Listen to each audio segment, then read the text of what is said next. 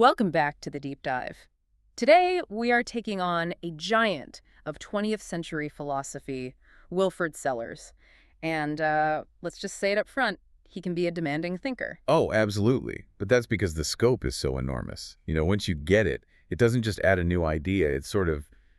It reshapes the whole landscape. We're definitely not talking about easy philosophical snacks today. This is the foundational architecture of knowledge, of reality, and what it even means to be a person who's responsible for what they say. It is. I mean, you have his contemporaries, like, say, Quine, who can sometimes come across as a kind of a pleasant bureaucrat of philosophy. Very neat, very orderly. Right, very systematic. But Sellars is different. He's more like an intellectually ambitious revolutionary. He spent more than 40 years building this incredible system, and I think he's rightly seen as the ultimate neo-Kantian. He really cracked the code on what he called the normative structure of thought. Okay, so that sets a pretty high bar. What's our mission today, then? What do we want you, the listener, to walk away with after grappling with these big ideas? The mission is to see how Sellars gives us a coherent path, a way to be fully scientific people, accepting what physics tells us, without having to throw out our humanity, our ideas of responsibility, of right and wrong, of meaning. So it's about answering that core question. How do we live and argue about ethics and science inside one unified picture of the world? That's it, exactly. And his key, which he got from Kant, is this idea of the normative character of discursiveness. What does that mean in simple terms? It just means that when we humans make claims or decide to act, we're doing something unique. We're taking on a responsibility. And that fact that we're responsible agents is the key that unlocks everything else. So we're going to be exploring this central tension, this conflict between norms and nature, appearance and reality. Right. And to build his unified picture, Sellars knew he had to clear away a lot of philosophical rubble first. So we had to start with the idea he is most famous for dismantling. The myth of the given. The myth of the given. Okay, let's do it. Let's unpack the myth of the given, or MOG, as people call it. For decades, philosophy, especially empiricism, was obsessed with this idea of a foundation. Yes, a bedrock, a non-negotiable starting point for all knowledge. And the memo-gie is Sellars' attack on that entire picture. The idea that there's some privileged source of knowledge, maybe immediate experience or a sense datum. That is somehow non-inferential, non-conceptual. So you don't have to think about it. Right. It's just given to you. And yet, this given thing is supposed to have enough epistemic authority, enough power to justify everything else you believe. Can you give us an example? Who's he really arguing against here? He was definitely targeting philosophers like C.I. Lewis, who argued for these things called graspings, an immediate infallible awareness of some sensory content. So the idea is if I look at a red apple... The foundationalists would say your immediate sensory experience, that raw, non-conceptual red patch in your visual field, automatically constitutes the knowledge that I am sensing red. They're conflating the feeling of red with the knowledge that it's red. They're completely conflating them. And Sellars says that this combination, non-conceptual but also authoritative, is a myth. It can't work. And why not? Why can't that raw input just automatically be the justified output? Because the very concept they use, the sense datum, is what Sellars calls a mongrel concept. It's such a great term. It is a great term. It's an illegitimate hybrid. He says it's born from crossing two totally different ideas, and it leads you straight into an inconsistent triad, a logical trap. Okay, this is where we need to slow down. Let's walk through the logic. What are the three propositions that the foundationalist needs, but that can't all be true at the same time? Okay, so you have three premises. Let's call them A, B, and C. And the foundationalist needs all three. Got it. So A is the epistemology part. It's the claim that sensing some content, let's say S, immediately entails non-inferential knowledge that S is red. The grasping is the knowing. That's the core of foundationalism right there. It is. Then you have B, the philosophy of mind part. This is the claim that our ability to sense these contents is unacquired. It's just a biological capacity we have from birth. We don't have to learn how to see red. Okay, that seems plausible. And then there's C, the acquisition part. Yeah. This claim is that the ability to know general facts, like X is a kind of O, or this thing is a reliable indicator of that thing, is acquired. You have to learn it. It's part of developing a conceptual scheme, mastering a language. Right. Knowing is a skill you acquire. So we have an innate biological input from B, a learned system of classification from C, and then A claims the biological input somehow bypasses the learned system to become knowledge all on its own. And there's the contradiction. It's an absolute logical trap. If you take A and B as true, then you have to say that non-inferential knowledge is unacquired. But that completely contradicts C, which says knowing is acquired. Okay. If you accept B and C, then your innate sensing ability from B cannot be knowledge because C says knowledge is acquired. So that shatters A. And the last combination. If you accept A and C, you'd have to conclude that the ability to sense must be acquired conceptually, which violates the whole point of B, that it's an innate biological capacity. You're trapped. One of them has to go. So which one does Sellars throw out? He abandons A. He says, look, sensing a sense content is a non-cognitive fact. Yeah. It's part of the causal process. It's like a reliable disposition to respond. It's absolutely necessary for us to get knowledge from the world, but it isn't knowledge itself. It can't constitute justification. That makes a huge difference. So for you listening, the myth is busted the moment you realize that just having a visual impression of redness doesn't magically come with the label object or person or the final judgment, this is red. You have to do some conceptual work. And this is where he rebuilds epistemology with a crucial distinction between two different ways we use the word seeing. Okay, let's define these clearly. So first, there's just sensing. Think of this as the non-cognitive, purely causal event. A camera senses light. A thermostat senses temperature. They respond reliably, but they don't know anything. They can't justify a belief. Right, it's just an input-output mechanism. Exactly. Then second, you have seeing that. For example, seeing that the light is green. This is a cognitive conceptual act. It's a claim. It's propositional. And because it's a claim, it lives in what Sellars calls the logical space of reasons. And because it's in that space, it can be used to justify other beliefs. Right. But, and this is the punchline, precisely because it's conceptual, it is not just given. It's an achievement, and it's subject to normative assessment. I can ask, are you sure? Could you be wrong? Okay, let me push back on that a bit, play devil's advocate. When I look at a traffic light and see it's green, it feels immediate. I don't feel like I'm running through some conceptual checklist. If you take away that givenness, how do we avoid just falling into total skepticism? How do I trust my eyes at all? That's the vital question. And Sellars has a powerful answer. He agrees the report, the light is green, is immediate. But its status as knowledge is not. That status is granted by the whole system of justification it's a part of. What do you mean by that? When you say the light is green, you're not just reporting on your private sensory state. You are making a public assertion. You're taking on a commitment. And that assertion is backed by your mastery of the concept green, your implicit knowledge of standard conditions, like you know you're not wearing weird sunglasses. Right, or under strange colored street lamp. Exactly. And it's backed by general facts about the world, like when a traffic light appears green under normal conditions, it really is green. Ah, so the single observation report doesn't stand on its own feet. It's actually resting on this whole web of other propositions. An entire web. And that is the huge implication of killing the myth of the given. We're forced to abandon this foundational search for some absolute, self-evident starting point. Instead, knowledge is a system. For even a simple claim like, this is green, to count as observational knowledge, the person saying it has to know a bunch of general facts about how green things appear. So we're immediately thrown into what philosophers call holism. The idea that our beliefs, our concepts, our observations, they're all interwoven. They get their authority from their place in the system, not from some magical injection from outside the system. Yes.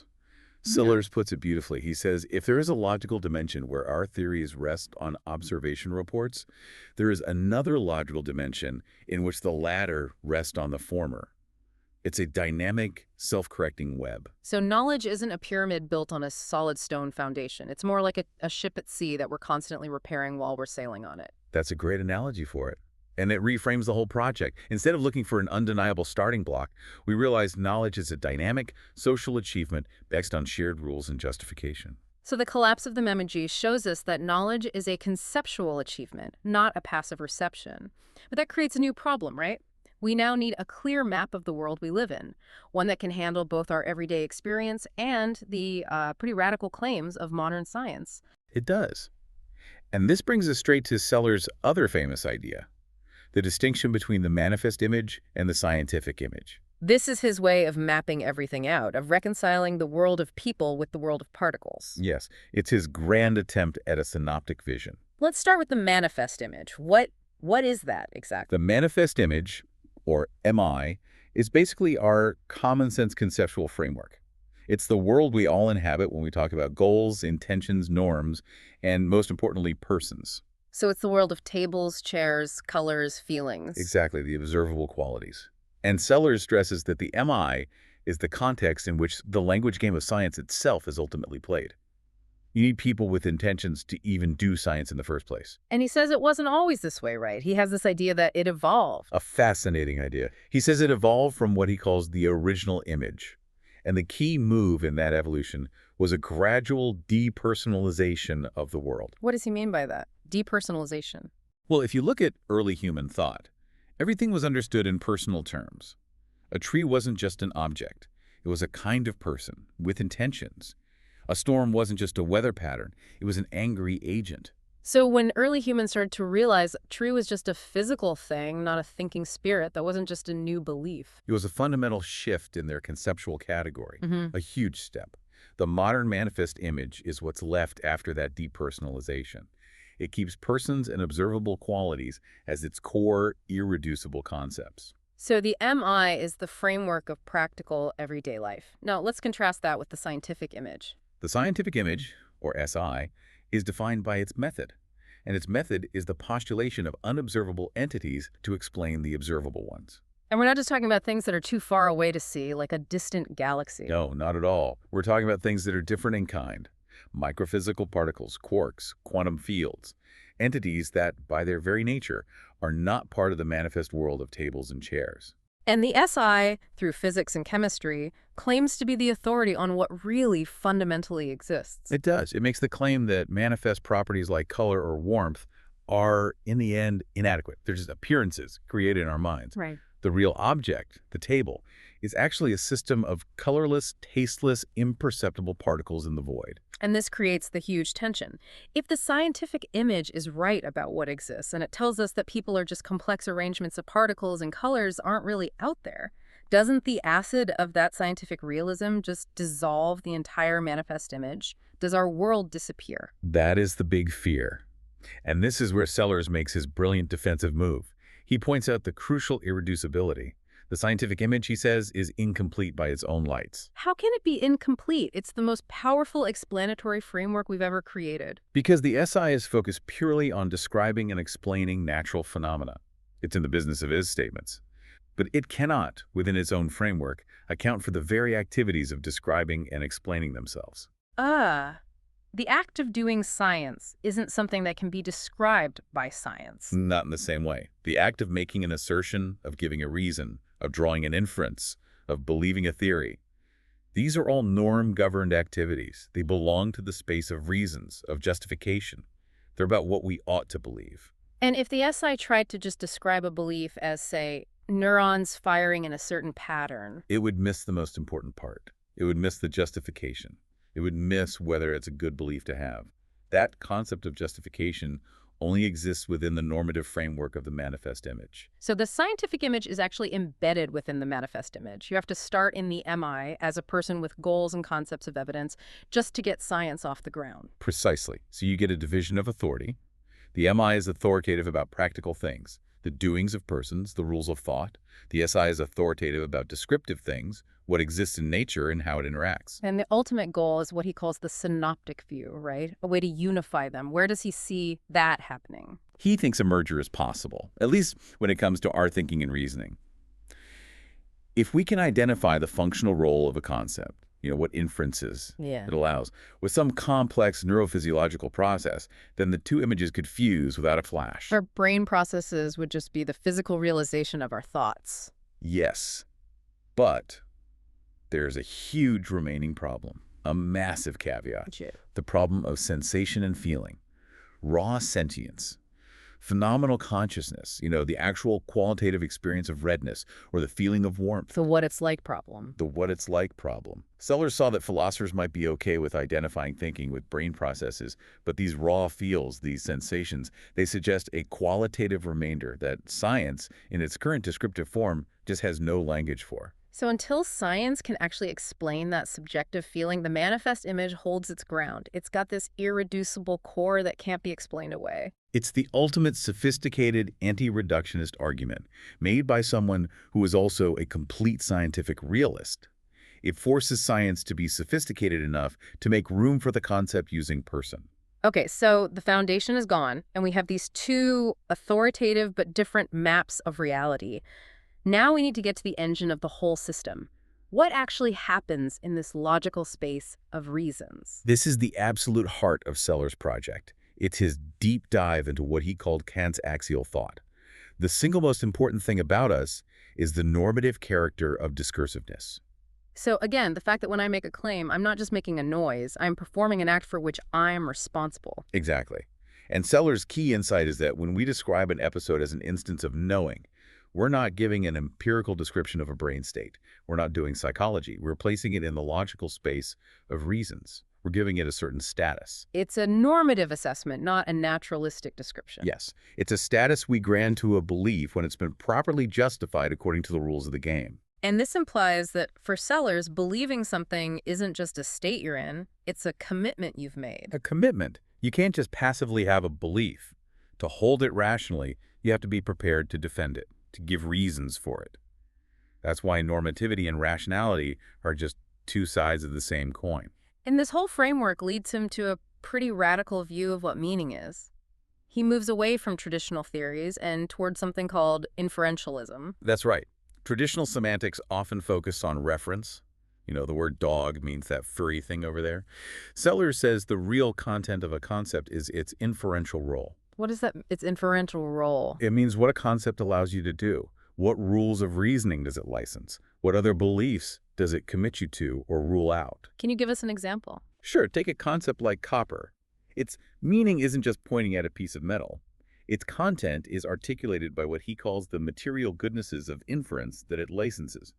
If you know that X is copper, you can then infer that it conducts electricity, that it melts at a certain temperature, that it's malleable. So if you don't know those inferences, you haven't really grasped the concept of copper. You haven't. And that term material inference is crucial. It's not a formal, logical inference like all men are mortal, Socrates is a man. Yeah. It's an inference grounded in the actual content of the concepts themselves. And he uses this idea to solve one of the oldest problems in philosophy, right? The problem of modality, how we can talk about things like necessity, possibility, and causality.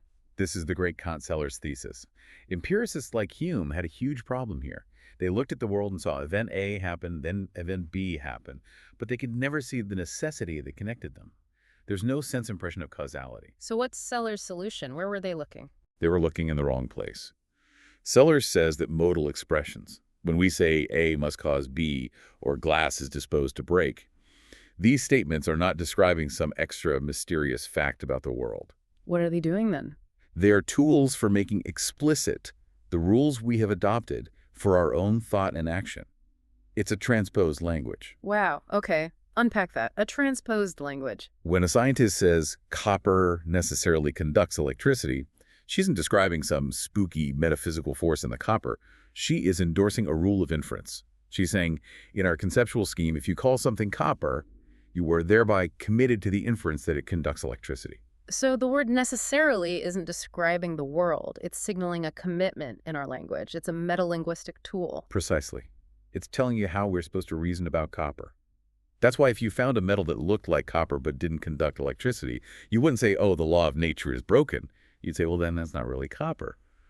The modal language functions to protect the rule. This all seems to point to his bigger meta-philosophy, what you called pragmatic expressivism. If stating a rule isn't describing a fact, what are we doing? We are performing a different kind of speech act. We're setting a standard. We're expressing a commitment to a framework. And this, for Sellars, is the new way of words. The new way of words. He argued that this is what analytic philosophy should be. Its job isn't to discover deep metaphysical truths. Its job is to use this kind of metalinguistic talk to make the implicit rules and commitments of our conceptual frameworks explicit.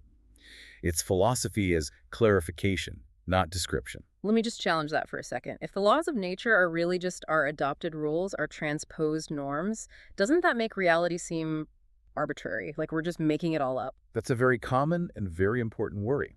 But the rules are not arbitrary. We adopt certain rules and not others because of their success in helping us cope with the world. So they're constrained by reality. They're deeply constrained. The rules we adopt in the scientific image, like the laws of physics, are the ones that have proven incredibly successful at predicting and explaining things.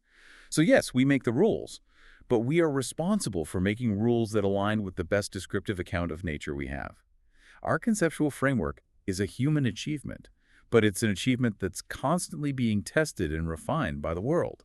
Okay, Sellars has moved us from thinking about brute facts to understanding our world through normative commitments.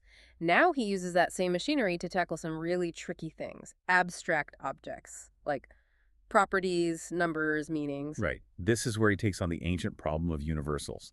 The worry that every time we turn an adjective like triangular into a noun like triangularity, we're magically committing ourselves to the existence of some non-physical Platonic object called triangularity. The idea that if I say triangularity is a shape, I'm talking about a real, albeit abstract, thing. Exactly. A thing that somehow exists outside of space and time. Sellars wants to give a once-and-for-all solution that shows this is just a misunderstanding of how our language works. It's a purely pragmatic move. How does he do that? He argues that introducing a singular term for an abstract entity like direction is pragmatically dependent on our prior ability to use an equivalence relation, like is parallel to among concrete things, like lines. We first learn to say line A is parallel to line B. Only then do we invent the abstract noun and say line A and line B share the same direction. So the abstract entity isn't something we discover out in the world. It's something we construct in our language as a kind of useful shorthand. It's a cultural linguistic product. Its function is to classify the functional roles of our other expressions. These abstract entities have what he calls an institutional reality, like the reality of a king or a dollar bill, not a Platonic one. And to really drive this point home, he comes up with one of the most clever thought experiments in all of philosophy, the Jumbles language game. Jumbles is Sellars at his most playful and most profound. It's a hypothetical language he invents to be philosophically perspicuous. What does that mean, perspicuous? It means it's designed to reveal the true logical structure of what we're doing, without the metaphysical traps our own language sets for us. And its main target is a famous problem called Bradley's regress. Okay, we need to explain that regress. What's the problem Jumble is trying to solve? Bradley's regress is this infinite puzzle about what sticks an object to its property. You have a particular thing, say, the person Gustav, and you have the property of being Austrian. The philosopher asks, what's the relationship that connects Gustav to Austrianness? Okay. Maybe it's a relation called exemplification. But then the philosopher asks again, okay, what connects that relation to Gustav and the property? You need another relation to glue the first glue on, and then another one. And you fall into a vicious infinite regress. You're always looking for more metaphysical glue. It sounds like a problem that's created entirely by the way our language separates subjects from predicates. Exactly. Jumblies just gets rid of the problem by getting rid of the structure that creates it. In Jumblies, there are only singular terms, like names. There are no separate predicate words. So how on earth do you say anything? How would you say Gustav is Austrian? You do it by creating a configuration of expressions, a nexus. To say Gustav is Austrian, you don't add a new word. You simply write the name Gustav in a distinctive style, let's say in a Fraktur font. The fact that the name Gustav is inscribed in Fraktur says that Gustav is Austrian. That is brilliant. So the property isn't a separate named thing that needs to be glued on. The property is the linguistic convention embodied in the physical inscription itself. The property is the way the singular term is written. So the whole infinite regress just evaporates. There's no separate predicate to ask about. It just disappears. Yeah. It shows the problem was an artifact of our grammar. And it demonstrates that abstract things like properties can be understood as functional features of our linguistic system, not spooky entities. This all leads to his very careful, very deflated view of what it means for something to exist. Yes, he was very cautious here. He preferred to use the language of quantification. So instead of making a big metaphysical claim like lions exist, which he thought was a messy, problematic accordion word, An accordion word, I like that. he would just say, there are lions, which is just a simple truism. And he applies the same logic to abstract things. So when someone asks him, do numbers exist? Or are there really norms? What's his answer? His answer is to look at the rules of the language game. To say there are numbers is just to say that some arithmetical claims are true, and that numerals function successfully as singular terms within our mathematical language. It's a claim about the utility of the language, not a claim about a Platonic heaven. So he's not an eliminativist who says these things aren't real. He's a realist about them, but their reality is institutional and functional. It's real in the sense that our language and its rules are a real part of our world. That's the perfect way to put it. It's a blueprint for a philosophy that is completely rigorous and scientific, without having to deny the reality of the conceptual and normative structures that make science itself possible. We've covered a huge amount of ground. We've seen that knowledge, causality, even abstract objects are all rooted in these conceptual normative achievements. So now we have to bring it all together.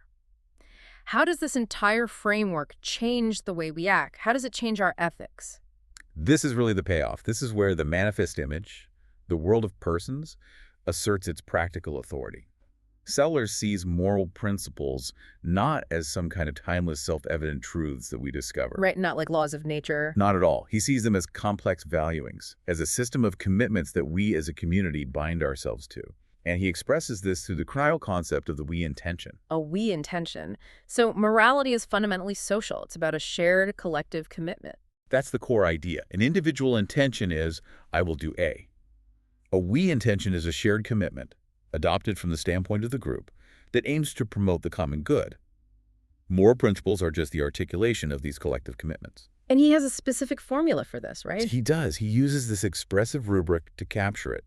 We would that if any of us is in circumstances C, he ought to do A. Every part of that formula is doing important work. It sounds very Kantian, especially the any of us part, the universalization. It is deeply Kantian. And he insists that moral principles must be universal in 3 different dimensions. Okay, what are the 3? First, as you said, the valuing is universal in content. It applies to any of us, including me, if we're in those circumstances. Second, it has to be the valuing of an ideal community.